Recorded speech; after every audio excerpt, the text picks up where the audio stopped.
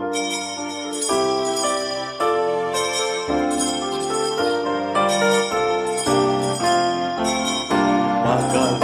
tayong lahat, si Yesu Kristo'y nabuhay, nanaig sa kamatayan.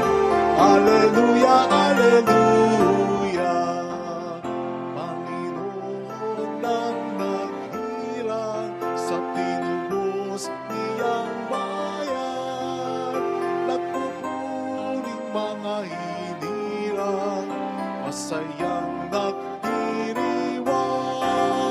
Magalak tayong lahat, si Yesu Kristo'y nabuhay, nanaig sa kamatayan. Alleluia, alleluia. In the name of the Father, and of the Son, and of the Holy Spirit. Amen. The grace and peace of our Lord Jesus Christ, the love of God, and the fellowship of the Holy Spirit be with you all. And with your spirit. To prepare ourselves to celebrate the sacred mysteries, let us first call to mind our sins and ask the Lord for pardon and mercy. We humbly say, I confess to Almighty God And to you, my brothers and sisters, that I have greatly sinned in my thoughts and in my words, in what I have done and in what I have failed to do. Through my fault, through my most grievous fault. Therefore I ask the Blessed Mary, ever Virgin, all the angels and saints, and you, my brothers and sisters, to pray for me to the Lord our God. May Almighty God have mercy on us, forgive us our sins, and bring us all to life everlasting. Amen. Lord, have mercy. Lord, have mercy. Christ, have mercy. Christ, have mercy. Lord, have mercy. Lord, have mercy.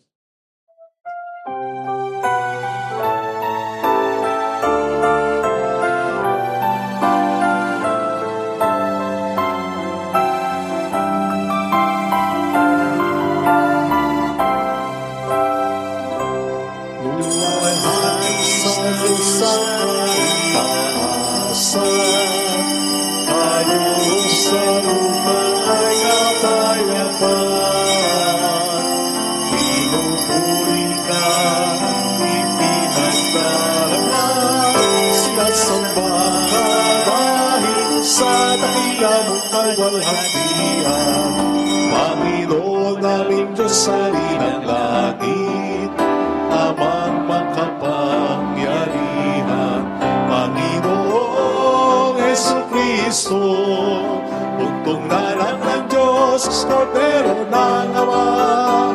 Ikaw na nag-aalis sa mga kasalanan ng sanlibutan. Tanggapin mo ang aming kahilingan, ikaw na nalulugdog sa kanan ng Ama. Maawa ka sa amin, ikaw lamang ang bayan, Panginoon Jesucristo, kasama ng Espiritu, sa walhati ng Ama. Amen, amen, amen, amen. Let us pray. May your people exalt forever, O God, in renewed youthfulness of spirit, so that, rejoicing now in the restored glory of our adoption, we may look forward in confident hope to the rejoicing of the day of resurrection. Through our Lord Jesus Christ, your Son, who lives and reigns with you in the unity of the Holy Spirit, one God forever and ever. Amen.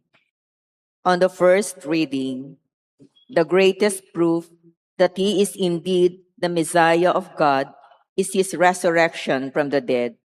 It is the core and the foundation of our faith. A reading from the Acts of the Apostles.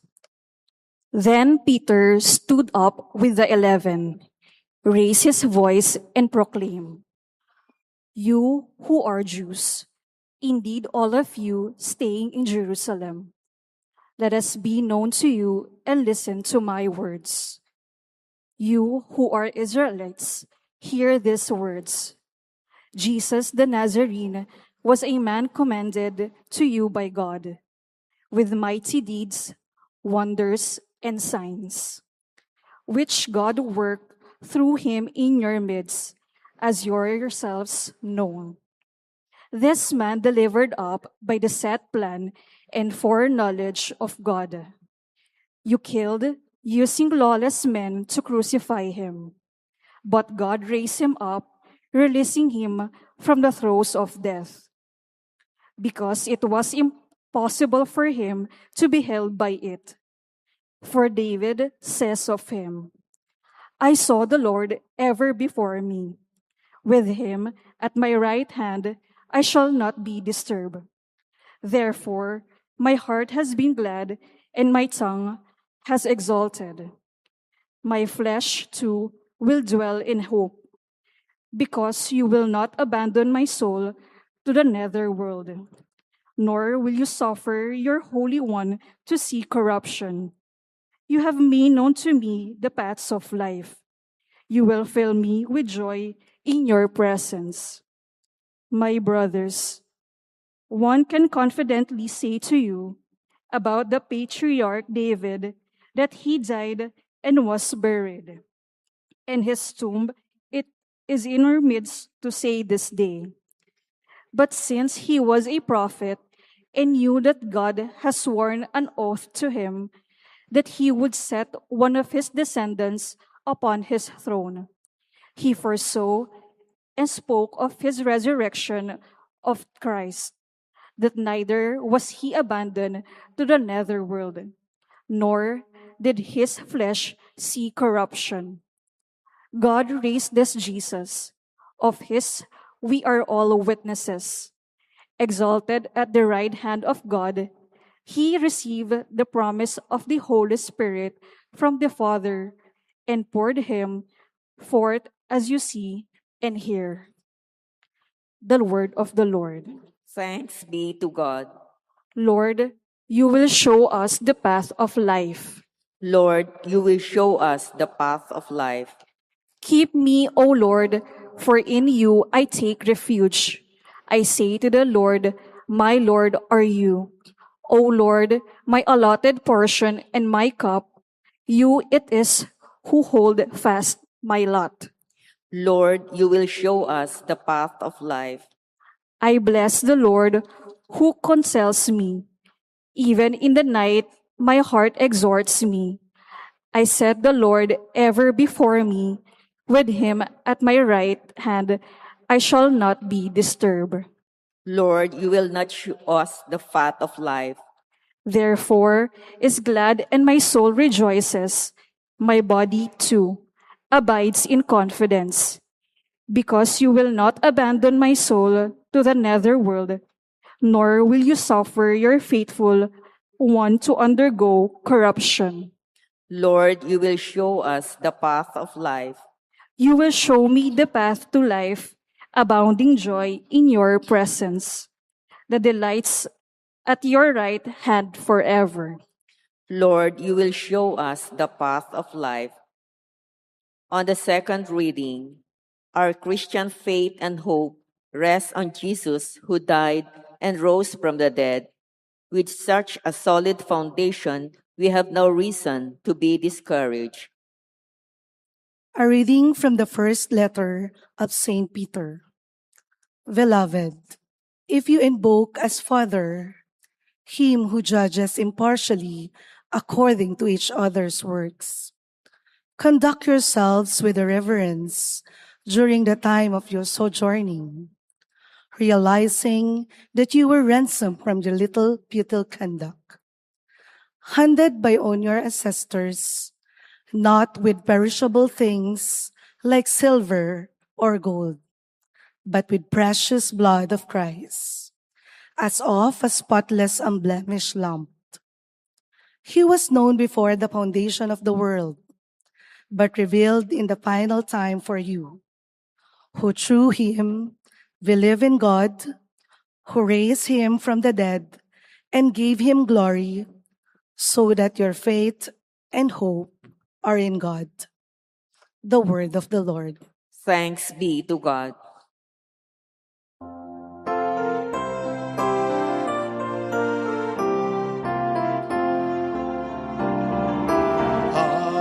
Hallelujah,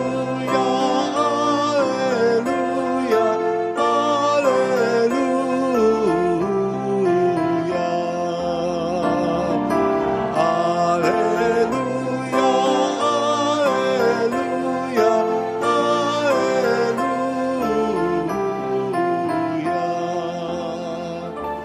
Lord Jesus, open the scriptures to us. Make our hearts burn while you speak to us. Hallelujah, hallelujah, hallelujah.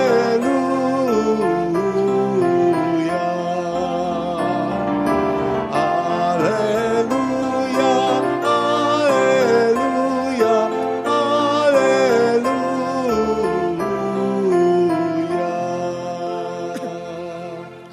The Lord be with you. And with your spirit. A reading from the Holy Gospel according to St. Luke. Glory to you, O Lord.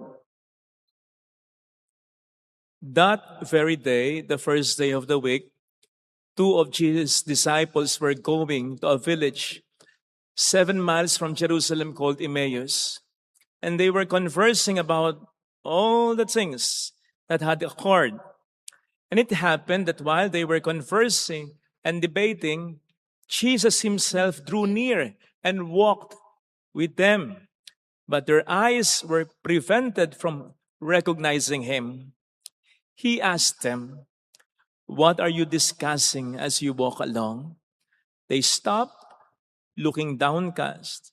One of them, named Cleopas, said to him in reply, "Are you the only visitor in Jerusalem who does not know of the things that have taken place there in these days?" And he replied to them, "What sort of things?" They said to him, "The things that happened to Jesus the Nazarene, who was a prophet mighty in deed and word before God and all the people. How our chief priests and rulers both handed him over to a sentence of death and crucified him. But we were hoping that he would be the one to redeem Israel. And besides all this, it is now the third day since this took place. Some women from our group, however, have astounded us. They were at the tomb early in the morning and did not find his body. They came back and reported that they had indeed seen a vision of angels who announced that he was alive. Then some of those with us went to the tomb and found things just as the women had described. But him they did not see." And he said to them, "Oh, how foolish you are! How slow of heart to believe all that the prophets spoke. Was it not necessary that the Christ should suffer these things and enter into his glory?" Then, beginning with Moses and all the prophets, he interpreted to them what referred to him in all the scriptures. As they approached the village to which they were going, he gave the impression that he was going on farther. But they urged him, "Stay with us, for it is nearly evening and the day is almost over." So he went in to stay with them. And it happened that while he was with them at table, he took bread, said a blessing, broke it, and gave it to them. With that, their eyes were opened, and they recognized him, but he vanished from their sight. Then they said to each other, "Were not our hearts burning within us while he spoke to us on the way and opened the scriptures to us?" So they set out at once and returned to Jerusalem, where they found gathered together the 11 and those with them who were saying, "The Lord has truly been raised, and he has appeared to Simon." Then the two recounted what had taken place on the way and how he was made known to them in the breaking of bread. Sisters and brothers, the gospel of the Lord. Praise to you, Lord Jesus Christ. Welcome sa Our Lady of La Salette Quasay Parish, kung saan ayos lang pong umiyak. Samahan tayo ng mahal na ina sa pag-iyak at sa pagdarasal upang maging maayos ang lahat. Shout out sa mga kapatid nating OFW. Ang pulang laso na ito ay lagi naming pagpupugay sa inyo. Salamat din po sa mga nagpapakatinong alagad ng batas, Navy, Police, Sundalo. Salamat po sa sakripisyo. Sa mga guro, salamat din po sa inyo. Gaano nga ba kahalaga ang pag-asa, hope, sa buhay natin? Well, let me tell you this. Hope is not just as important as something in our life. Hope is everything in our life. Ang pag-asa ay hindi lamang kasing halaga ng anumang bagay o sinumang tao sa buhay natin. Ang pag-asa ang siyang lahat-lahat sa buhay natin. Kasi anin mo ang kung ano man o sino man sa buhay mo, kung mawawalan ka naman ng pag-asa. May mga ganyan. May pera naman. May kasikatan naman. Napapaligiran naman ng pamilya. Pero nagpapakamatay. Bakit? Nawawalan ng pag-asa. Lagi natin sinasabi habang may buhay may pag-asa, pero pwede ring baliktarin yan. Habang may pag-asa, may buhay. As a matter of fact, may mga tao ngayon, ang problema, hindi naman buhay eh. Gumagalaw naman, humihinga naman, wala namang sakit. Ang problema, pag-asa. Kaya para na rin silang nagsisimulang mamatay, sapagkat ang pag-asa ang siyang nagbibigay buhay sa ating buhay. Kaya dapat meron tayo lagi nito. Ganon kaimportante ito. Ano man ang mangyari, dapat huwag tayong mawawalan ng pag-asa. Kung inaalagaan natin ang buhay natin, alagaan din natin ang pag-asa natin. Sapagkat ito ang siyang bubuhay sa atin anuman ang mangyayari sa buhay natin. Noong 1950s, meron nga doon experiment ng ganito. Ang experiment sa mga daga na inilagay sa isang container na puno ng tubig from which they could not really escape. Few minutes, nasa-sense na ng mga daga yun eh. Na kahit anong gawin nila, they could not escape from it. Alam po ninyo, in just a matter of 15 minutes, they gave up, they drowned. Pangalawang eksperimento, ganun pa rin ang setting. Doon pa rin yung container from which the rats could not escape. Kaya lang sa pangalawang experiment, meron ng variation.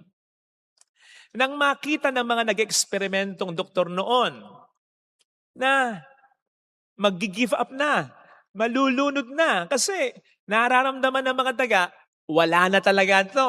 Hindi na makatatakas pa. Yung at the brink of giving up, at the brink of drowning, inahon nila yung mga daga. Pinatuyo, pinamahinga. At saka, ibinalik uli sa tubig. Alam po ninyo kung gaano ang tinagal ng mga dagang ito sa pangalawang eksperimento kumpara sa mga naunang 15 minutes lang ay bumigay na 60 to 81 hours. Yes. Ganong kahaba yung paglangoy-langoy nila. Ganon kahabang oras ang tinagal nila. Ano ang sekreto? Yung pagsakip sa kanila noong una. Yun ang wala mang isip, nagbigay sa kanila ng pag-asa. Kaya langoy pa rin sila ng langoy kasi umaasa sila, sasagipin uli sila. That kept them going. Siguro ito yung mga dagang habang lumalangoy, hindi nawawala ng pag-asa. Kasi nga, umaasa sila, sasagipin uli sila. Baka kumakanta pa sila. Wag mong isipin yan, my friend. Away ng tao at dagay magdidien. Alala niyo pa yon? So, yun ang sikreto. Ganon kahalaga ang pag-asa. Hope keeps us going in life. Kasi ang pag-asa, ang siyang nagsasabi sa atin, okay lang yan, go lang. Huwag kang mag-alala. May mangyayaring maganda. Pero katulad ng pinapakita rin naman sa eksperimento, kung bakit nagkaroon ng pag-asa yung mga taga, kasi nga sinagip sila, our hope is still based on something. Hope is not just an ordinary thing that comes out randomly. Halimbawa, gusto ko magkaroon ako ng pag-asa. Matik, magkakaroon ka na ng pag-asa? Walang ganon. It grows from something deeper. Hope grows from faith. Hope is built on faith. Nagtitiwala yung mga daga doon sa mga doktor na sasagipin uli sila. Kaya sila may pag-asa. So, hope is built on faith. Ang sabi nga nung isang sikat dating judge na yumauna, hope grows wherever faith is planted. Kung saan tinatanim ang pananampalataya, namumunga ito ng pag-asa. So kung walang pananampalataya, walang pag-asa. Tingnan po ninyo sa mabuting balita. Nawalan ng pag-asa ang mga disipulo ni Kristo. Bakit? Kasi nawalan sila ng pananampalataya. Yan yun. Sabi nila dito, but we were hoping. Past tense. Hindi sinabing, but we are hoping. May mangyayari pa. No. Past tense. We were hoping that He would be the one to redeem Israel. Then sabi nila, patungkol pa rin kay Jesus, who was a prophet. Was, past tense na naman. A prophet. Ordinaryong propeta lang. Hindi sinabing, He is the prophet. The prophet. He is the prophet. Nakita nyo? Bumaba talaga ang pananampalataya nila kay Kristo. At sa pagsalsad ng kanilang pananampalataya, sumadsad din, nawala din ang kanilang pag-asa. Kaya kung aalagaan natin ang pag-asa natin, alagaan natin unang-una ang pananampalataya natin. Patatagin natin. Palalimin natin. Payabungin natin. Isipin po ninyo, yung pananampalataya ng mga disipulo, okay naman eh. Tama naman. Sabi nila dito, who was a prophet, mighty in deed and word, before God and all the people. Siya isang propeta makapangyarihan sa salita at sa gawa, sa harap ng Diyos at ng mga tao. Tama lahat ng ito. Tama yung pananampalataya nila, pero kulang. Kulang na kulang. Ano sabi ni Jesus sa kanila? Ano't hindi nyo mapaniwalaan ang lahat ng sinasabi ng mga propeta tungkol sa akin. At anong sabi dito? He interpreted to them what referred to Him in all the scriptures. Ipinaliwanag niya sa kanila ang lahat ng sinasabi ng banal na kasulatan tungkol sa Kanya. Bakit lahat? Yun nga kaya nga kulang ang pananampalataya ng mga alagad. Hindi malalim, hindi solid. Bagamat tama naman. Kasi ang pinaniniwalaan lang nila, yung mga sinasabi sa banal na kasulatan tungkol kay Kristo na hari, tungkol kay Kristo na propeta, tungkol kay Kristo na makapangyarihan sa salita at sa gawa, tungkol kay Kristo na Diyos. Ayaw nilang paniwalaan yung mga sinasabi ng banal na kasulatan tungkol sa Kanya na maghihirap at mamamatay. Yun ang problema. Parang yung iba sa atin na parang hindi narinig o nabasa ang sabi ni Jesus, magbubuhat tayo araw-araw ng krus. Ang sabi sa Biblia, susubukin talaga ang pananampalataya natin. Ang sabi ni Jesus na kung ano ang nangyari sa Kanya, mangyayari din sa atin talaga. Kung bakit kapag mayroon tayong problema, nakaw, ilan yung nakakausap kong ganyan. At ang sinasabi ko na lang sa magandang paraan, sister, brother, di ba sinabi naman sa atin ng ating Panginoon, magbubuhat talaga tayo ng krus. Ito na krus mo. Ba't ayaw mo tanggapin? Hindi po yan ang pagpapalalim. Hindi po yan ang pagpapatatag. Hindi po yan ang pag-aalaga ng pananampalataya. Pagpatay yan ng pananampalataya. Sapagkat alam naman natin,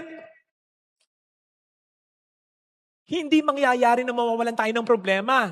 At kailangan natin lahat ng sinasabi ng banal na kasulatan para magbigay ng kahulugan sa anumang problema ngayon.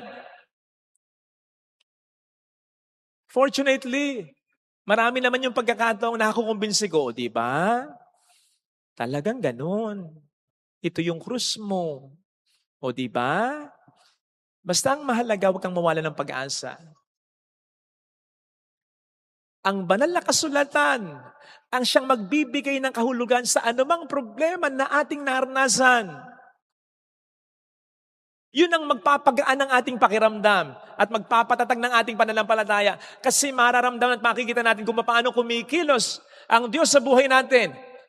Diba? Isa sa mga nagpapatatag ng pananampalataya ninyo, kapag naiko-connecta ng pare ang Biblia sa buhay ninyo na parang kayo ang kinakausap.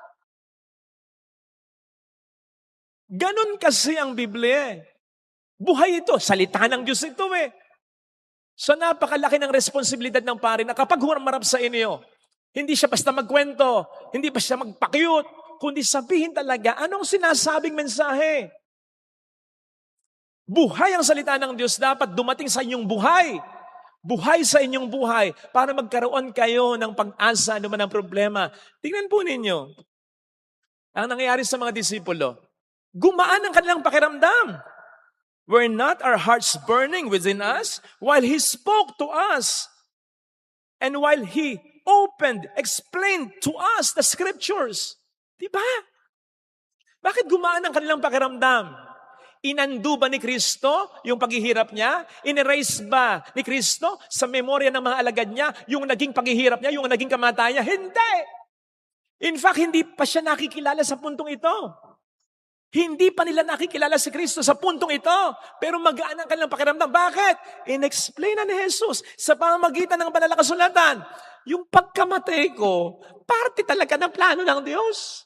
Hindi yun pagkatalo. Malaking bahagi yun ng akin at ating pagkapanalo. At yun din ang gustong gawin ng Panginoon sa atin. Ang sa pamamagitan ng lahat ng sinasabi ng banal na kasulatan, may sasakto sa atin para explain na yung disappointments natin, yung failures natin, yung mga losses natin, yung pagloloko sa iyo ng asawa mo, yung problema mo sa anak mo, yung pagkakasakit mo ng maluba, at maging ang kamatayan ng isang minamahal mo, ay hindi talaga pagkatalo, kundi po pwedeng maging malaking bahagi ng kanyang mas magandang plano sa iyo at sa mga taong mahalaga sa buhay mo. I-explain niya yun. Basta makinig lang tayo sa kanya. Katulad ng dalawang alagad, na kahit siguro nasaktan yung mga alagad sa sinabi ni Jesus, ano ba? Kaya hangal ninyo. Di ba sinabi ko na sa inyo? They stayed. Tinanggap nila. Kahit masakit yung sinasabi ng Panginoon sa kanila. Sana ganun din tayo. Lahat ng sinasabi sa atin ng banal na kasulatan, tanggapin natin. Sapagkat darating at darating ang pagkakataon, yung katotohanan ngayon ang mag-explain ng mga bagay na nangyayari sa buhay natin. God will never change our past, but will give our past new meaning. Bibigyan niya ng bagong kahulugan. Ipaparamdam at ipapaunawa niya sa atin kung paano siya kumikilos sa buhay natin. Basta sumampalataya tayo sa lahat ng mga sinasabi sa atin ng Panginoon. At kaakibat ng pananampalataya ay ang pag-asa na maiintindihan natin ito, lahat ng ito, pagdating ng araw. Pagdating ng araw, yung mga hindi natin maintindihan ngayon, explain sa atin ng ating Panginoon. Basta huwag tayong mawawalan ng pag-asa kasi pag nawalan tayo ng pag-asa, hindi na natin maunawaan yan. Amen. Ilagay natin ang ating kanang kamay sa tapat ng ating puso.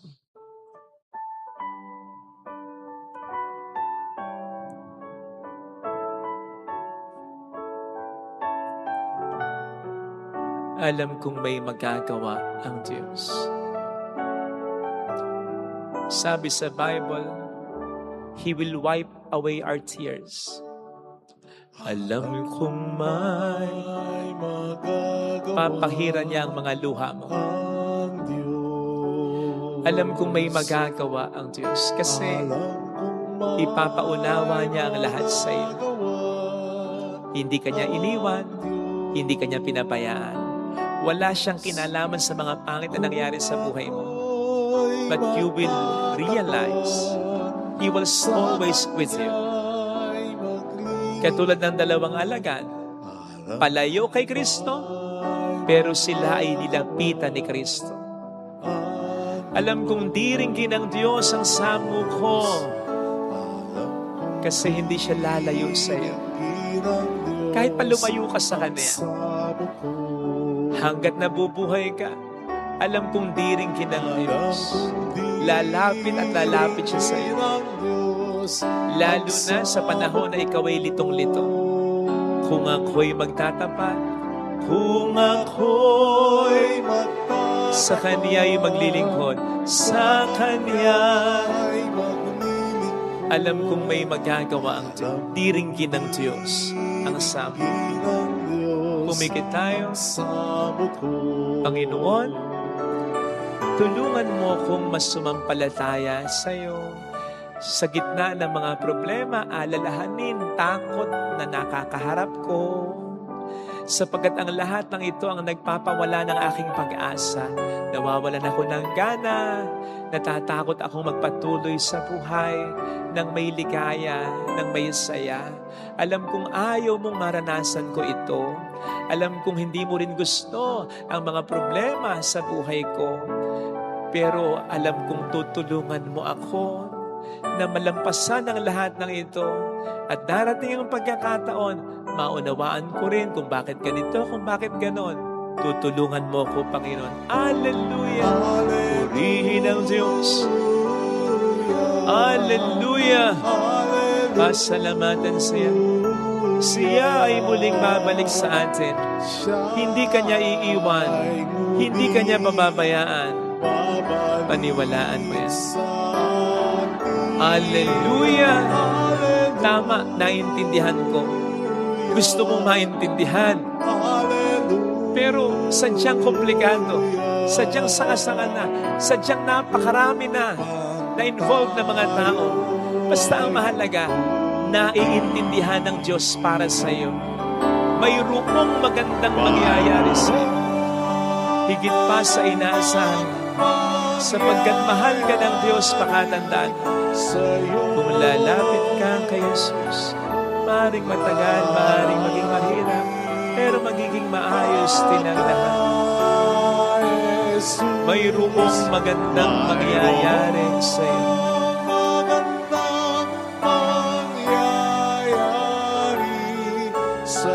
Kung lalapit kay Jesus, lalapit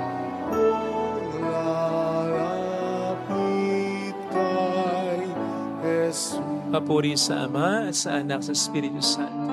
Kapara ng sa unang-una, ngayon, magpakailanman, magpasawalang hanggan. Amen. I believe in God, the Father Almighty, Creator of heaven and earth, and in Jesus Christ, His only Son, our Lord, who was conceived by the Holy Spirit, born of the Virgin Mary, suffered under Pontius Pilate, was crucified, died, and was buried. He descended into hell. On the third day he rose again from the dead.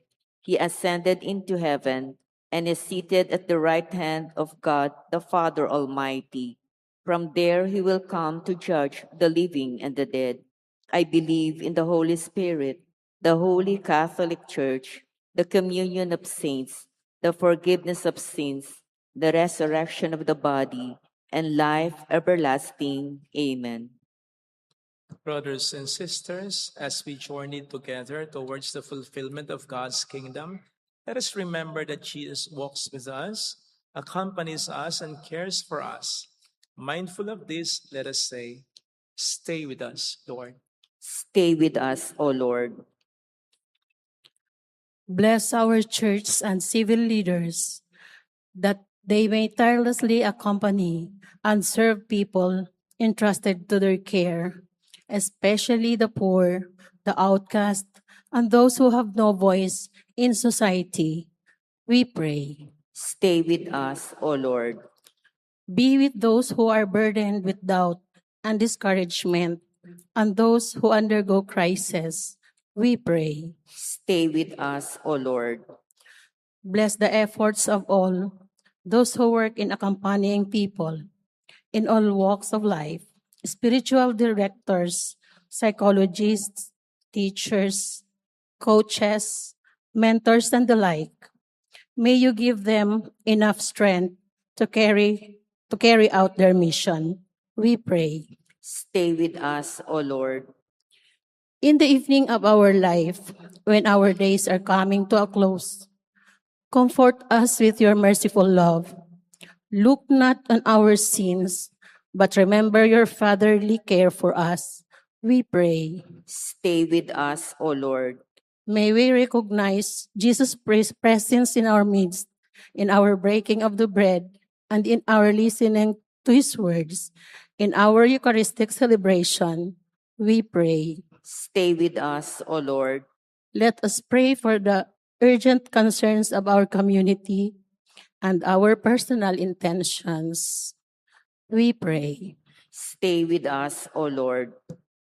Strengthen us in this stable fellowship, O Father, just as your Son once did to his disciples at Emmaus.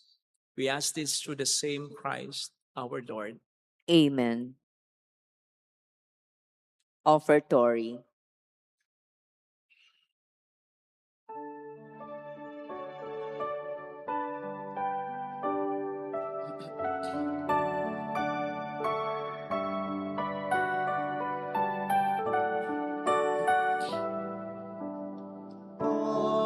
Pagkalay namin sana ay kalugdan mo, isang bayan na nagpupugay, nagmamahal sa'yo. Sa'yo nitong tinapay na nagdudulot ng buhay at alak na sagisag ng bigay mong kaligtasan. Pakinggan mo kami, mapagkalingang Diyos. Itulot mo sarili namin laging maihandog sa banal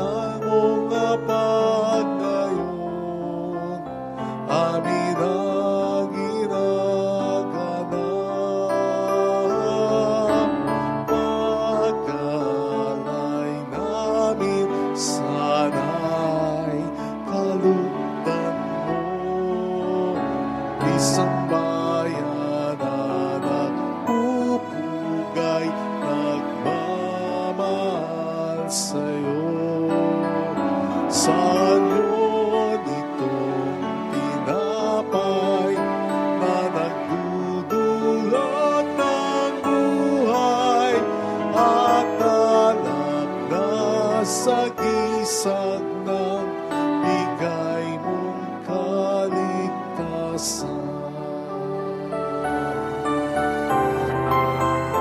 Tulayan mo kami sa yaman ay kapos. Gawing karapat-dapat bunga ng pagpapagod sa banal na pagtitipon, pag-ibig ang tugon. Pagkalay namin sana'y kalugdan mo, isang bayan na nagpupugay, nagmamahal sa'yo. Saan yun itong tinapay na nagdudulot ng buhay at alak na sagisag ng bigay mong kaligtasan.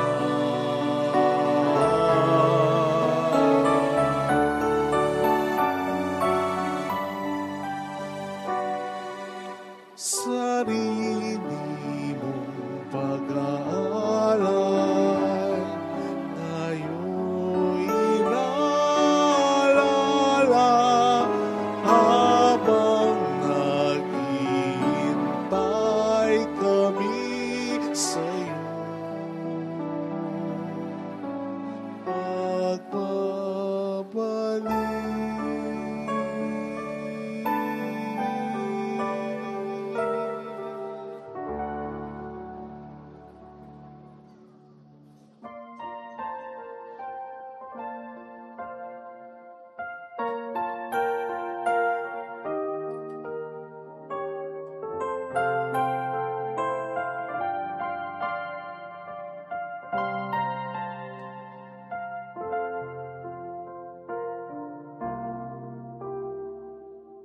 Paghahanda ng alay ay narito po.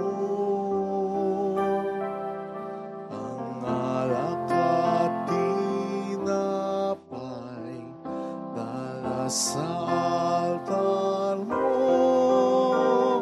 Anyo'y magiging tunay, dugo mo't katawan. Ito'y naming tatanayon, nagbibigay buhay. Paghahanda ng alay, ngayon ay sisimlan. Ang alak at tinapay ay bebendisyonan. Anyo'y magiging tunay, dugo mo't katawan. Ito'y aming tatanggapin sa pakikilaban.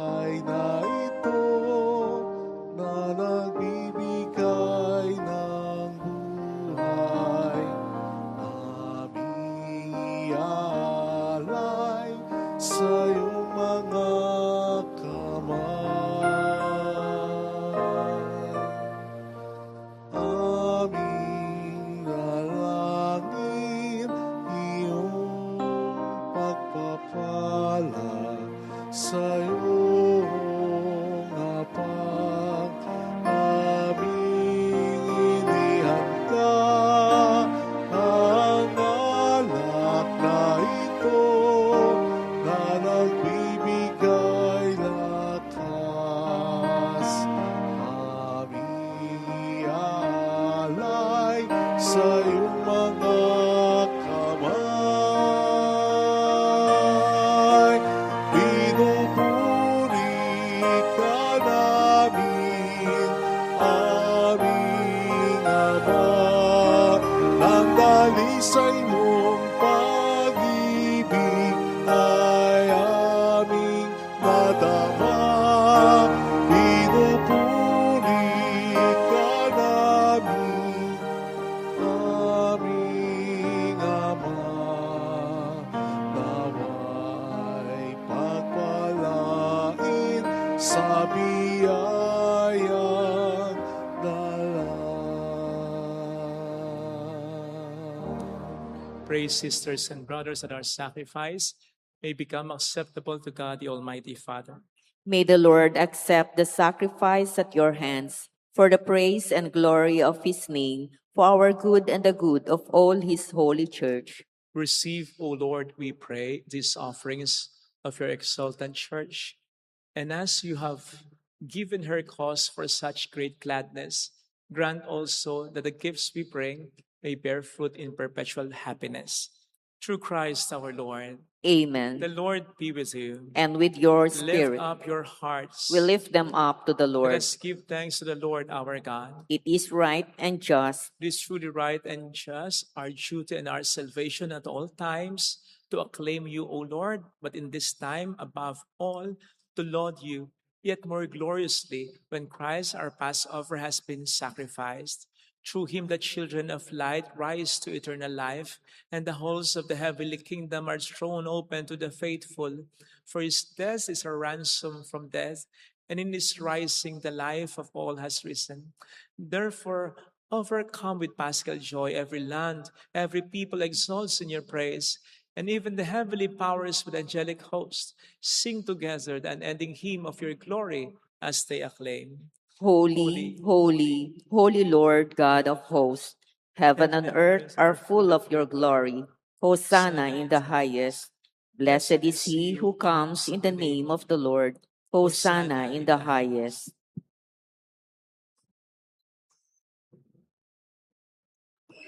You are indeed holy, O Lord, the fount of all holiness. Make holy, therefore, these gifts, we pray, by sending down your Spirit upon them like the dewfall, so that they may become for us the body and blood of our Lord Jesus Christ. At the time he was betrayed and entered willingly into his passion, he took bread and giving thanks, broke it, gave it to his disciples, saying, "Take this, all of you, and eat of it, for this is my body, which will be given up for you."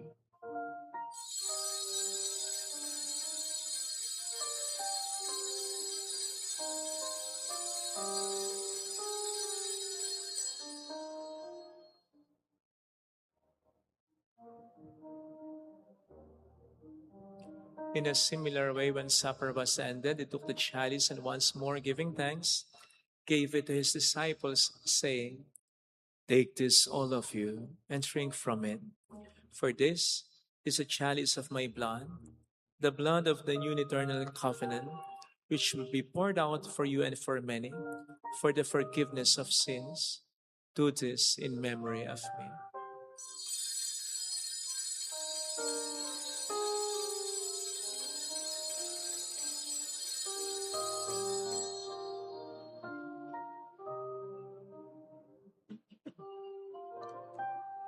The mystery of our faith. When we eat this bread and drink this cup, we proclaim your death, O Lord, until you come again. Therefore, as we celebrate the memorial of his death and resurrection, we offer you, Lord, the bread of life and the chalice of salvation, giving thanks that you have held us worthy to be in your presence and minister to you. Humbly we pray that partaking of the body and blood of Christ, we may be gathered into one by the Holy Spirit. Remember, Lord, your church is spread throughout the world, and bring her to the fullness of charity, together with Leo, our Pope, and Dennis, our Bishop, and all the clergy. Remember also our brothers and sisters who have fallen asleep in the hope of the resurrection, especially those for whom we will now pray. In silence, we pray for our departed loved ones.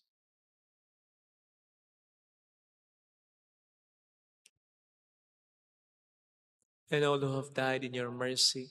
Welcome them into the light of your face. Have mercy on us all, we pray, that with the Blessed Virgin Mary, Our Lady of Lazaret, Mother of God, Saint Joseph, her most chaste spouse, with all the blessed apostles and saints who have pleased you throughout the ages, we may merit to become co-heirs to eternal life and may praise and glorify you through your Son, Jesus Christ. Sa pamamagitan ni Kristo, kasama niya at sa Kanya, ang lahat ng parangalan, papuri, ay sa iyo, Diyos Ama, makapangyarihan, kasama ng Espiritu Santo, magpasawalang hanggan.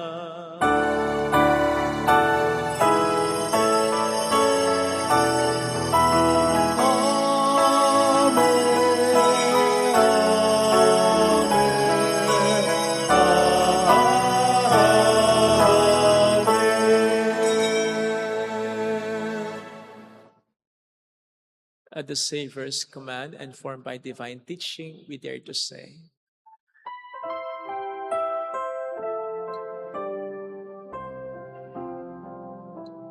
Our Father, who art in heaven, hallowed be thy name. Thy kingdom come, thy will be done, on earth as it is in heaven. Give us this day our daily bread, and forgive us our trespasses, as we forgive those who trespass against us. And lead us not into temptation, but deliver us from evil. deliver us, Lord, we pray, from every evil. Graciously grant peace in our days, that by the help of your mercy we may be always free from sin and safe from all distress, as we await the blessed hope and the coming of our Savior, Jesus Christ. For the kingdom, the power, and the glory are yours now and forever. Lord Jesus Christ, who said to your apostles, "Peace I leave you, my peace I give you," look not on our sins, but on the faith of your church, and graciously grant her peace and unity in accordance with your will, who live and reign forever and ever. Amen. The peace of Jesus be with you always. And with your Let spirit. us offer one another the sign of God's peace. Kapayapaan po. Peace be. Peace be.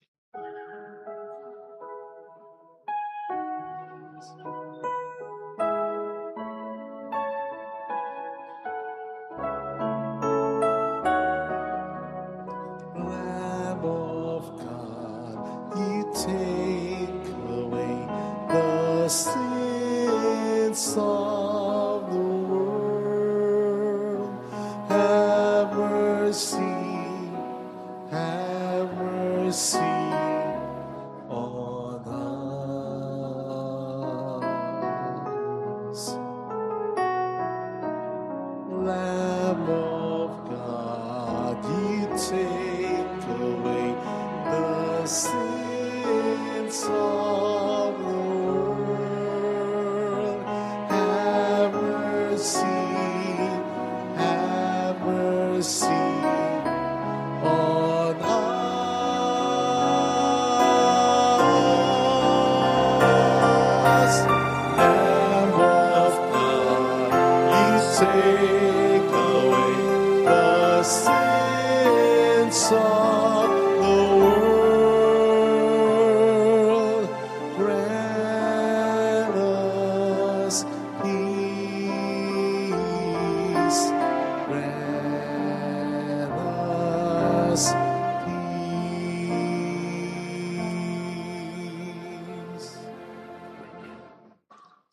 Behold, Jesus, the Lamb of God who takes away the sins of the world.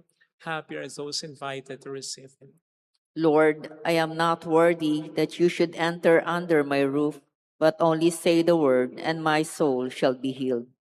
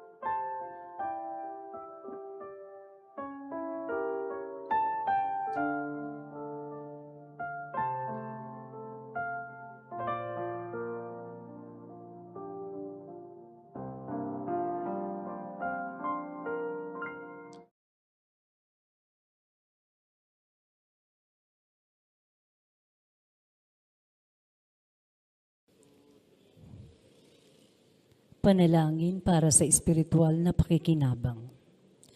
Panginoong Hesus, ako ay naniniwala na ikaw ay nasa kabanal-banalang sakramento.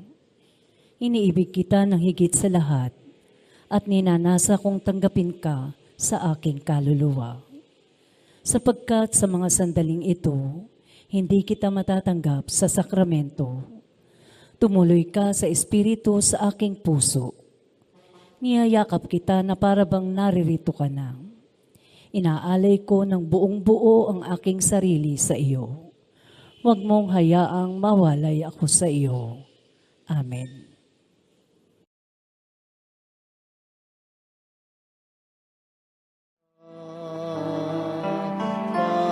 Magsalo tayong masaya sa tinapay na mamista, bago't wagas. Alleluia. Purihin ang Panginoon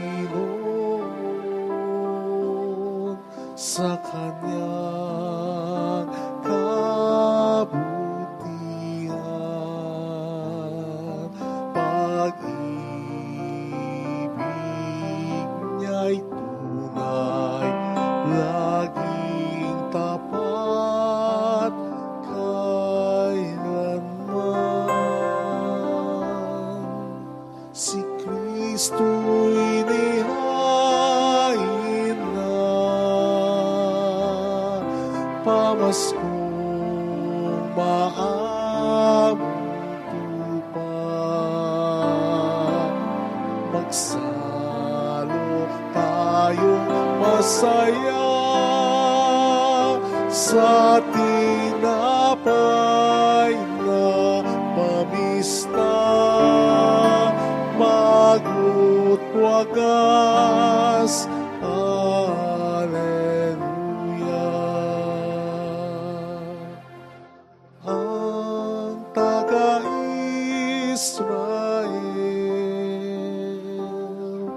hayaang sabit kanilang ihayag. Pag-ibig niya'y tunay, laging tapat kailanman. Si Kristo'y nihain na, pamaskong maamong tupa. Magsalo tayong masaya sa tinapay na mamista, bago't wagas. Alleluia.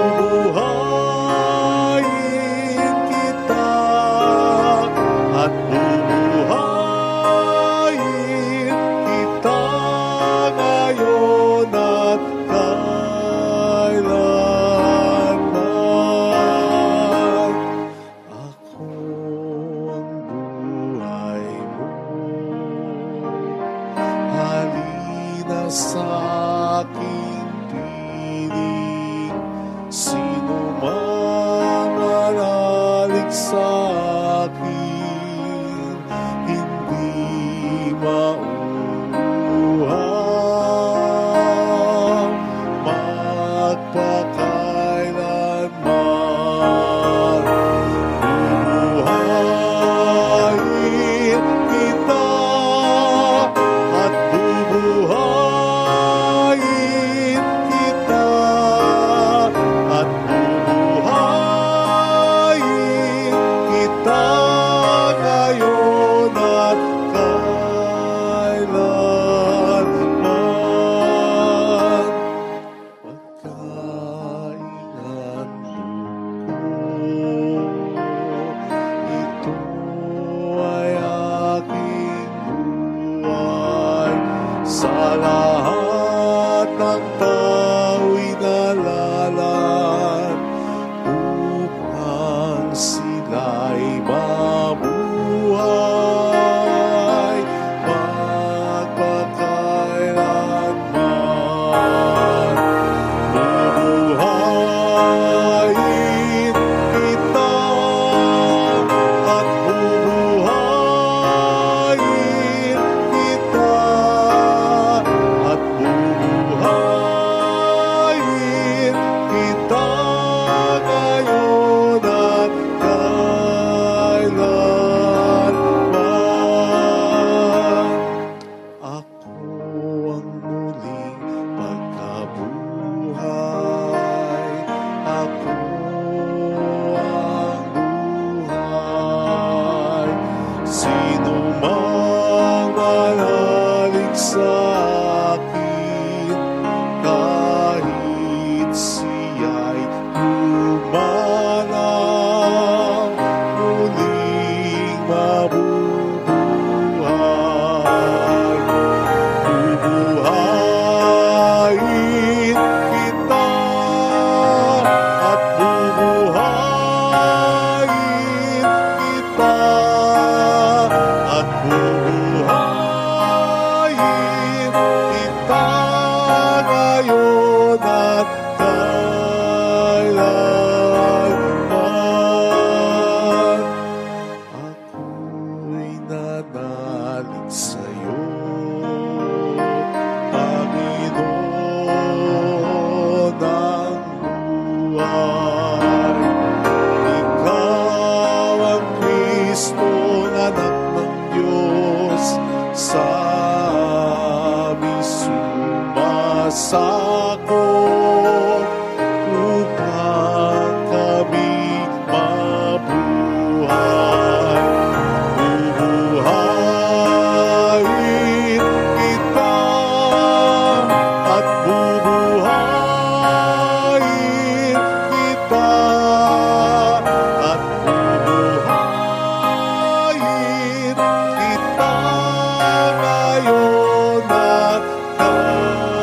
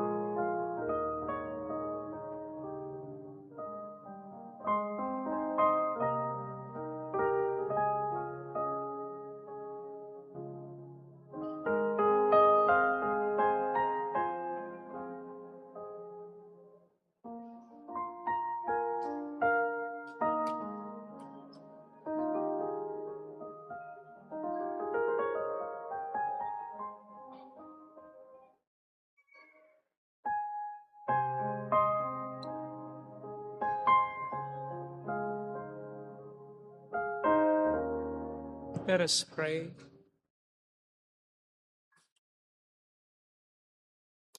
Look with kindness upon your people, O Lord, and grant, we pray, that those you were pleased to renew by eternal mysteries may attain in their flesh the incorruptible, glory of the resurrection through Christ our Lord. Amen. Holy God, Holy Mighty One, Holy Immortal One. Have mercy on us and on the whole world. Holy God, Holy Mighty One, Holy Immortal One. Have mercy on us and on the whole world. Holy God, Holy Mighty One, Holy Immortal One. Have mercy on us and on the whole world. Jesus, King of Mercy, We trust in you. alalahanin, O mahal na Birhen ng Lasalet, ina ng pag-asa, ikaw ang nagpaalala sa aming magbalik loob sa Ama.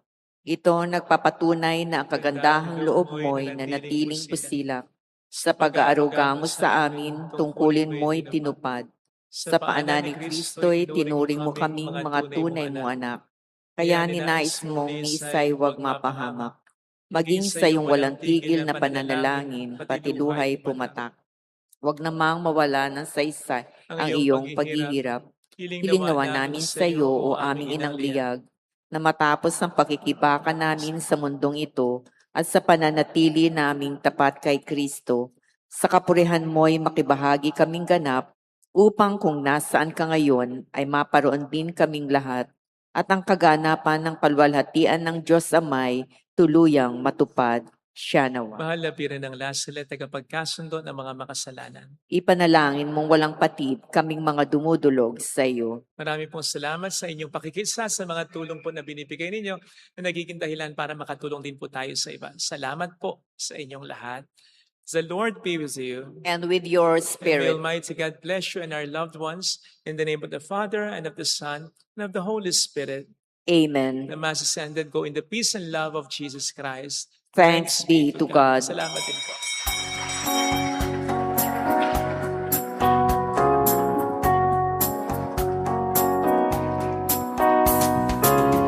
On this day, O Mother of our Lord, we sing you praise for lighting up our way. Your tears still soften up the hearts of men and they still do today. May our love for you bring comfort in your pain.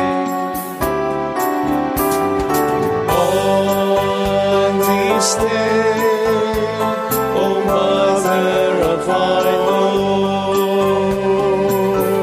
we sing you praise, we're lighting up our way. Your tears still soften up the hearts of men and they still do